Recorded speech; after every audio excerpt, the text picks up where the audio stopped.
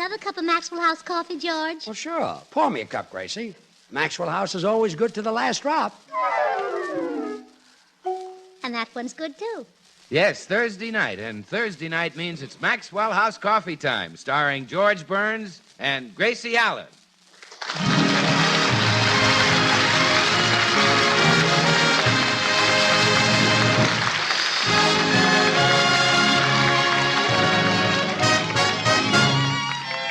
With yours truly, Bill Goodwin, the girls of the Beverly Hills Uplifters Society, our special guest, Vice President of NBC, Mr. Sidney Stroats, and the music of Meredith Wilson and his orchestra. For your Thursday night enjoyment, it's George and Gracie. And for your everyday coffee-drinking enjoyment, it's Maxwell House, with extra flavor in the blend because of choice Latin American coffees, skillfully combined. Extra flavor in the cup because Radiant Roast develops the full flavor of every coffee bean. The result is that today more people buy Maxwell House than any other brand of coffee in the world.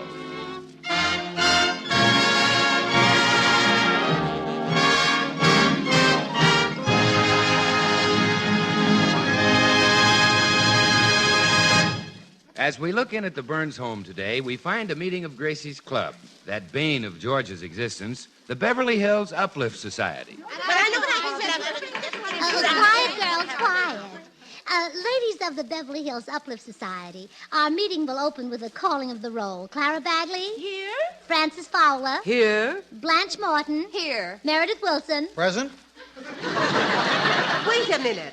This is a ladies' club. How did he get in? Oh, that's right, Frances. You weren't here when Meredith joined. We made him an honorary woman. That's right, Miss Fowler. And you've been a credit to our sex, Meredith. Well, thank you, Gracie. Although I wish you hadn't given my name to the May Company, I've been getting some rather puzzling advertisements from the lingerie department. Oh, let's get down to business. We're here to discuss our new play. Oh, yes. Girls, we have a wonderful play to start our summer drama season. It's the story of an Irish girl who falls in love with Raoul, a handsome French roue. Or is it roue, a handsome French Raoul? Well, anyway, it shows how a woman's pure, tender love lifts Raoul from being a pickpocket and makes him a jewel thief. How marvelous. Oh, it sounds wonderful. What's the name of it, Gracie? Well, it's called The Folly of Molly O'Malley. And since the heroine is an Irish girl, I kind of thought you'd let me play the lead. Well, I'm Irish. Let me play the lead. Oh well, now I Well, don't know. girls, look, the only fair thing to do is vote. Now, all in favor of me signify by saying aye. Aye. All in favor of Blanche signify by stating their correct age. Well,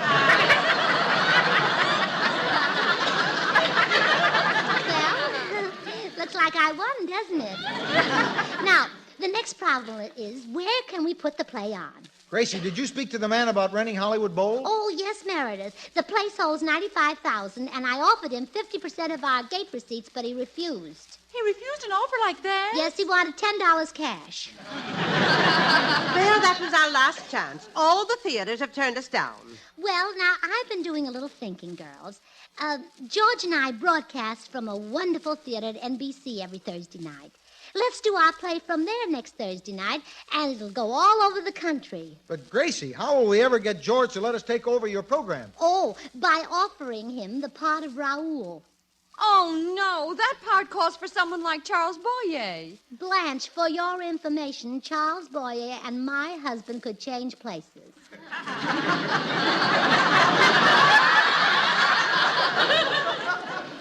They could? Yes, and it'll be perfectly all right with me. Gracie, even if we offer George the lead, do you think that'll do it? Oh, sure. All we have to do is to make him think he's a great actor. Every man has a little ham in him someplace, and my husband is armor from his feet to his waist, and from there on, pure Swift. You mean we have to tell George what a great actor he is? That's right. All right, we'll rotate, girls. The biggest liars go first. No, never mind. Just to be on the safe side, I've written a poem that you girls can recite to George. Well, you better hurry and give it to us, Gracie. Here comes George up the wall. Oh, now here. There's a line for each of you. Now, I'll go out and soften George up with a little flattery, then bring him in here for the kill. Hello. Lunch ready? Oh, don't move, George. Huh? Just stand there in the doorway with the sunlight behind you. Oh, how beautiful you look. Like a picture, a masterpiece. Blue Boy or Whistler's mother. Yeah. Someone ought to frame me. Don't worry, we will. I mean, I'd like to. You're so handsome. Gracie. How thrilling you look as you stand there. Your shoulders filling the doorway. You know, I had no idea your shoulders were so wide. Really? Absolutely. They don't look that wide when you hang them on the chair at night. Gracie, I would like my lunch. I'm very... Hey, What's the matter? all those women's coats and hats on the hall table. Gracie, is there a club meeting in the den? Yes, dear, there is. A meeting of the George Burns Fan Club. I thought... The George Burns Fan Club? Yeah, didn't you know about it? It used to be the Van Johnson Fan Club. Then they saw you and blew their tops. Gee, I got a fan club? Well, yeah. Would you like to meet the girls? Why not? Let's give him a little treat. All right, come on. Here he is, girls.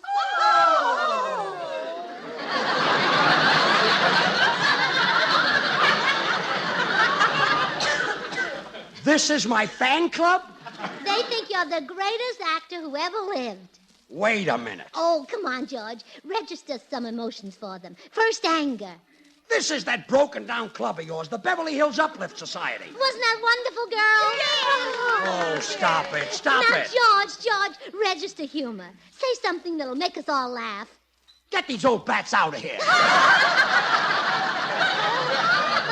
Oh, you're a riot, George. Now, register something else. You register something. Register these dames with the Kennel Club. Now, just a minute, George. As a woman, I resent being called a dame. Quiet. Oh, now, George, that's no way Quiet. to talk to your fan club. Fan club, my eye. This is the Beverly Hills Uplift Society. Oh, no, you've forgotten their faces. Faces like these you don't forget. Now, shoo before I spray DDT on you. Scat. Get out. Psst. Out. What an actor. Oh, shall we give him another hand, girls? Yes. Oh, there are no two ways about it, George. We've got to have you for the lead in our play. Oh, no. That's out. Forget it. I was afraid of this, girls. Now we'll have to settle for someone like Gregory Peck. Gregory Peck? Girls! Gregory Peck. Oh, I realize he won't be as good as George, but these are the days of shortages. We may want a bushel, but we have to take a peck. Why would you girls want me to take the lead in your play? I'm not a great actor. We want you because the lead is a handsome, suave, debonair, charming lady killer who's loaded with sex appeal. Well, that's different. That wouldn't take acting. Oh, then you'll do it, George. Well, I don't know.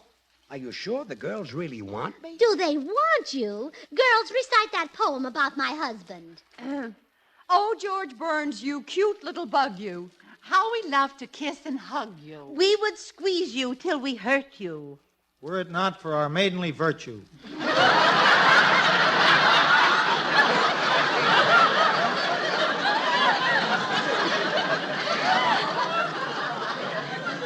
Gosh, I had no idea you girls felt that way about me.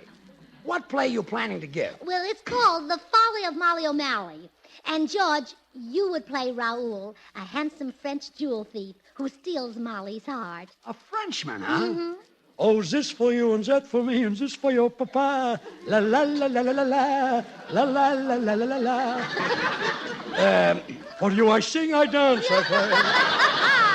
Say, when will this play be put on? Oh, next Thursday night. That's the night of our radio broadcast. Oh, so it is. Whatever can we do? Hey, wait a minute. I got an idea. Why not put on the play in our studio and broadcast it? Why, George, that's a brilliant idea. I'll go down and talk to Al Kay, our producer, about it. Au revoir, mon petit. And au revoir to you, mon petite. Oh, girls, we did it. Now we can broadcast our play all over the world. It'll be the biggest thing ever to hit radio. Yeah, we'll be followed by a declaration of war.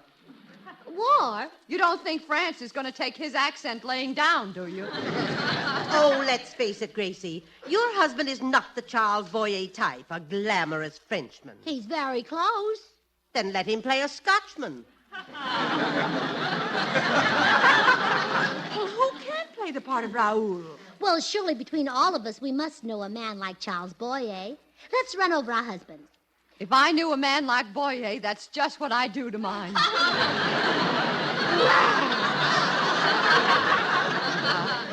Just joking. Now, let's see. Who can we get? Wait a minute. Huh? If the part calls for Charles Boyer, let's get Charles Boyer. Oh, don't be silly. Well, I mean it. I've met Mr. Boyer, and I know I can persuade him to do it. More power to you, Gracie.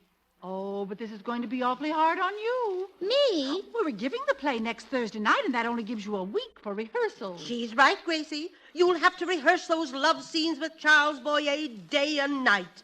Do you want to back out? You're cute.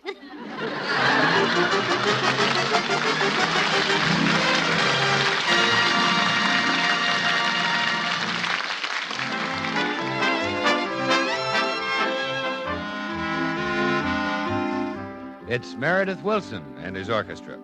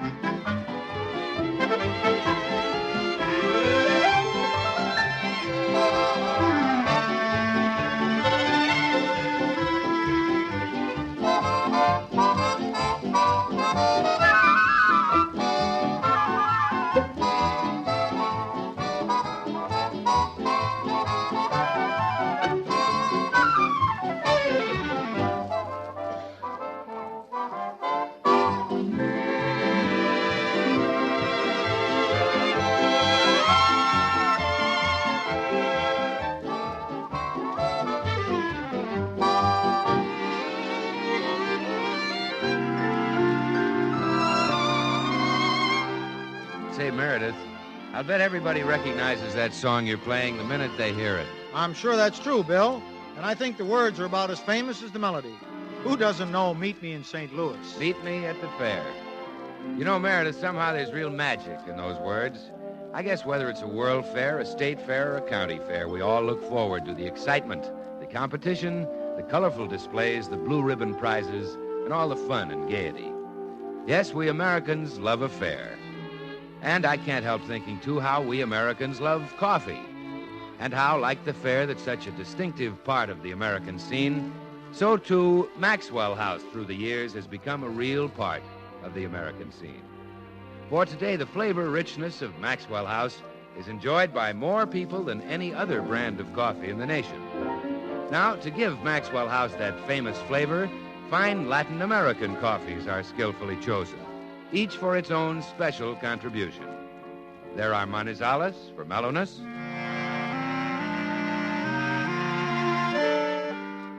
Medellins for richness, other choice Latin American coffees for vigor,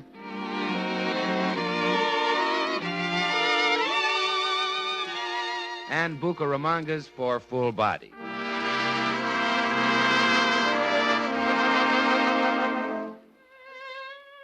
The result is a blend so deliciously satisfying that northeast, south, and west, people ask again and again for Maxwell House.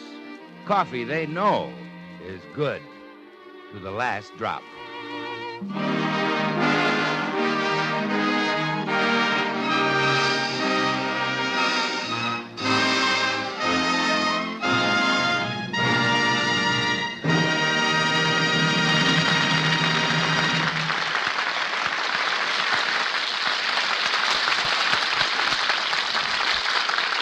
Every little thing seems to whisper Louise. George, there's been a little change in the casting of our play. Instead of the French jewel thief, you'll be a nice, honest Irish policeman. A cop? Yes. Oh, gee whiz. Well, the part... Louise, is this for you? No, the part is perfect for you. A tough, rugged cop who stands on his own 2 feet. And you've got just the 2 feet for a cop to stand on. But I won't get a chance to use my French accent. That's the thing I do best. Well, can't you do an Irish accent? Sure, but it's not as good. Oh, I bet it is. Let me hear both accents, and I'll tell you honestly which one I think is better. Okay. Faith, and 'tis the son of the old sod I'm after being, bejabbers. Oh, that was wonderful. Now try the Irish.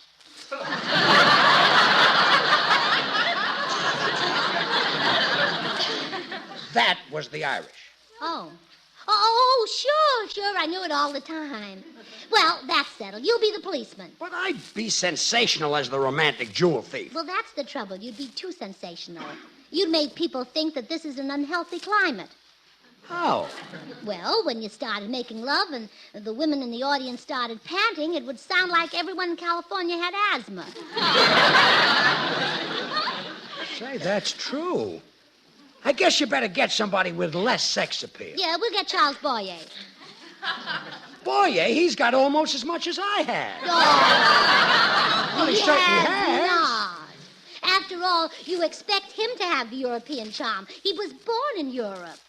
Well, yeah. But you got yours the hard way, in the Bronx.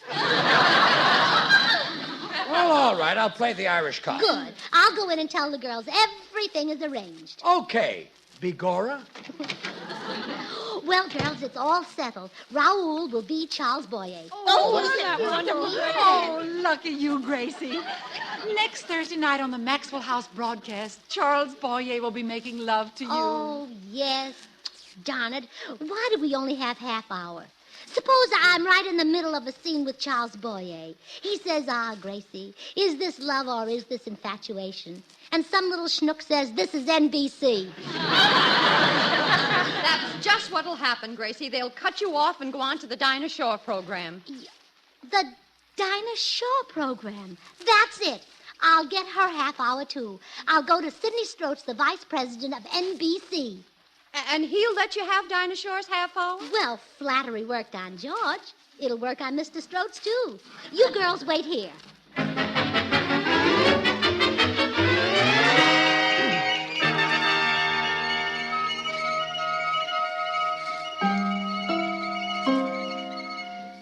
Well, it was sweet of you to see me, Mr. Stroats. Not at all, Gracie. I'm only sorry we haven't met before. Oh, so am I.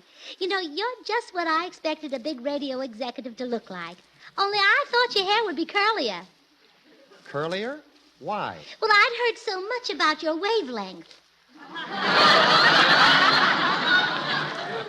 Perhaps I'd better explain wavelength. Oh, and you could, too. You radio officials are so smart.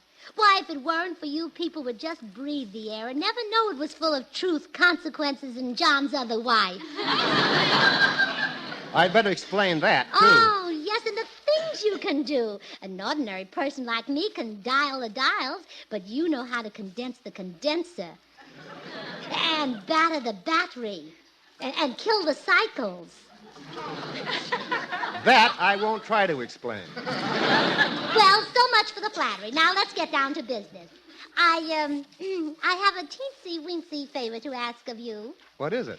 Lock Dinah Shore out of her studio next Thursday and let the Beverly Hills Uplift Society go in instead. Gracie, you're just broken the world's record for teensy-weensy favors. Oh, then you'll do it? I couldn't possibly do a thing like that. But I need the extra time for my love scenes with Charles Boyer. I'm sorry, Gracie. Mr. Stroats, how would you feel if Charles Boyer had you in his arms and was just about to crush you to him, and Dinah Shore started to sing? I would welcome the interruption. Then you won't do it for me. Most certainly not. All right, Mr. Stroats, but I'm warning you. I'll steal Dinah Shore's half hour somehow. Goodbye. Well, I heard she was unusual, and what an understatement that was. I'd better telephone her husband and get him right over here.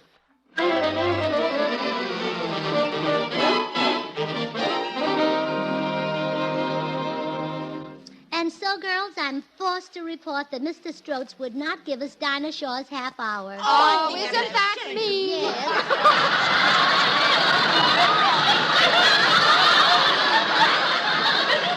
Well, what should we do?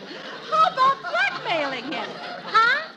How about blackmailing him? Oh, Clara, we couldn't stoop to blackmail. We've got nothing on him. Well, okay, let's frame him. Well, now that's more in keeping with the dignity of a ladies' club. How will we work it? Well, one of you girls will go to his office and vamp him, and then I'll walk in and catch her on his lap. And then we'll have him in our power. Oh, that's exciting. Now, who will be our vamp? We need someone who really looks desirable. Blanche? Yes? No. That's pretty silly. Clara? Yes? No, that's even sillier. Francis? Yes? Oh, no, that's ridiculous. My goodness, we're in trouble. I don't suppose I do as the vamp, Gracie? No, I'm afraid not, Meredith. No, I thought not. The spirit is willing, but the flesh is unconvincing. Why, we don't even know any girls who are vamps. Don't worry, Gracie. Here comes a man who's bound to know one, Bill Goodwin. Oh, sure. Oh, our troubles are over. Well, hi, Gracie. Oh, hello, ladies. All right, girls, all right. Break it up. Yes. Bill, I'd like to ask you something. You've met just about every kind of woman there is, haven't you? Well, Gracie, I thought I had till I ran into these. Well,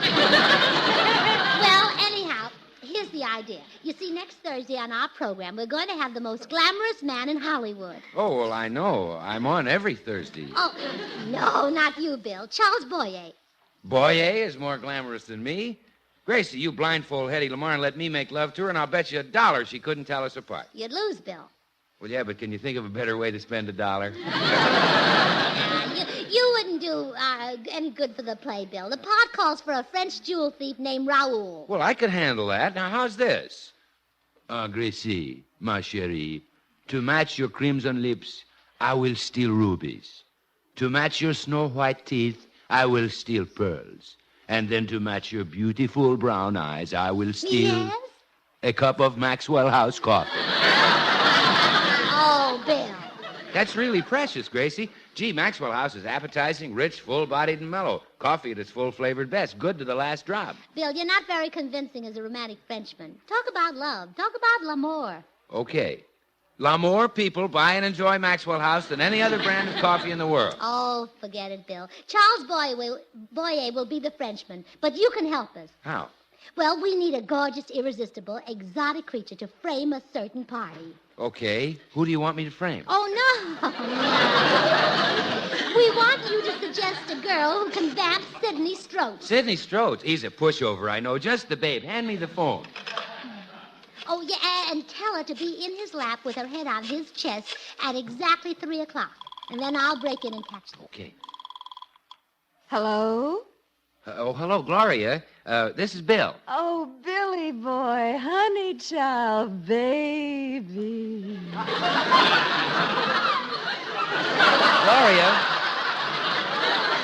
Gloria, I want you to vamp somebody for me. Listen, and I'll explain it to you. Go ahead, sugar boy. You see, you're just the one to do it. You've got that gorgeous blonde hair, those luscious red lips, that terrific figure, that... Never mind, Gloria. I'll come over there and explain it to you.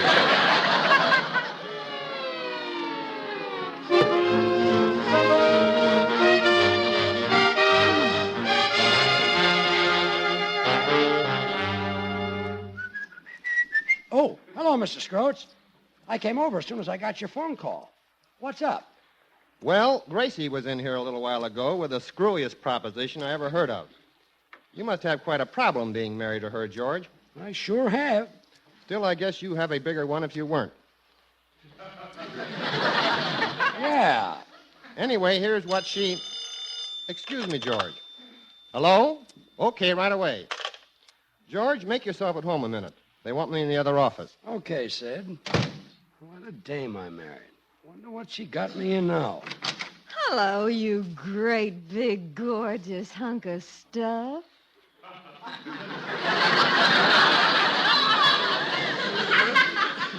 Huh?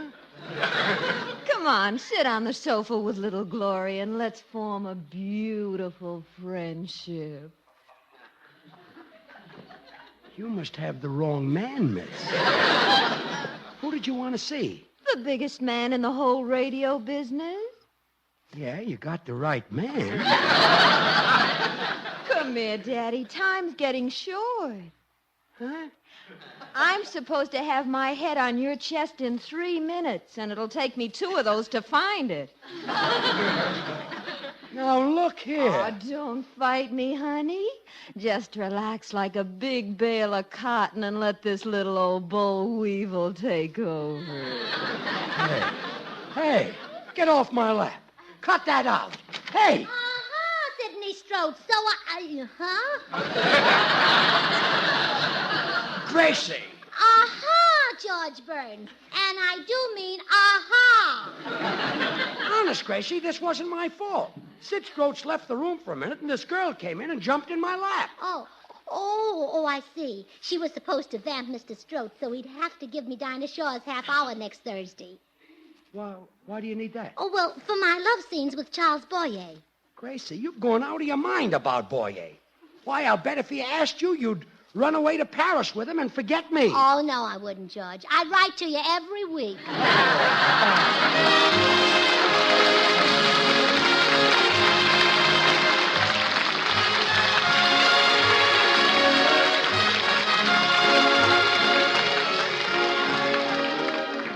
Be sure to tune in next Thursday night when the makers of Maxwell House Coffee and Bird's Eye Frosted Foods will bring you a special full-hour program starring George Burns and Gracie Allen, Harry Von Zell, Meredith Wilson, Robert Emmett Dolan's orchestra, yours truly, Bill Goodwin, and our special guest, Charles Boyer.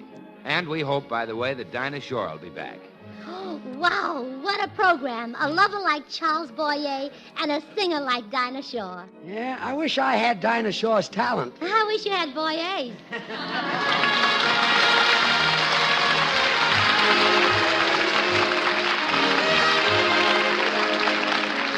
Ladies and gentlemen, millions of men, women, and children in Europe and Asia today face starvation. America, the best-fed nation in the world, can relieve this crisis by making available to foreign purchasers increased amounts of wheat, rice, fats, and oils. And here's what you and I can do to help. Use more of the plentiful foods. Fresh fruit, vegetables, potatoes, poultry, fish, and eggs.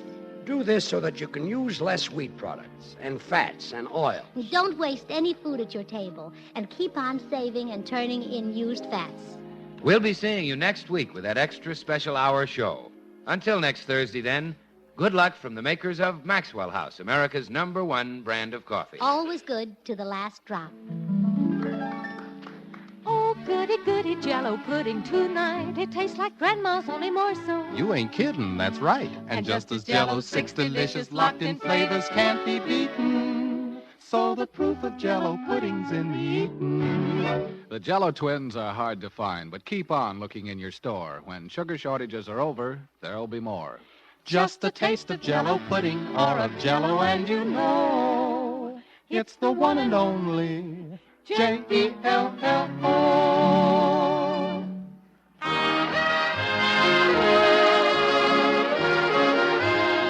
And now, an important announcement. Daylight saving time starts this Sunday. If your community changes to daylight time, you'll hear Maxwell House Coffee Time next Thursday at this same hour. If your community does not change to daylight time, listen next week 1 hour earlier. If in doubt, check your local paper. Night. This is NBC, the National Broadcasting Company.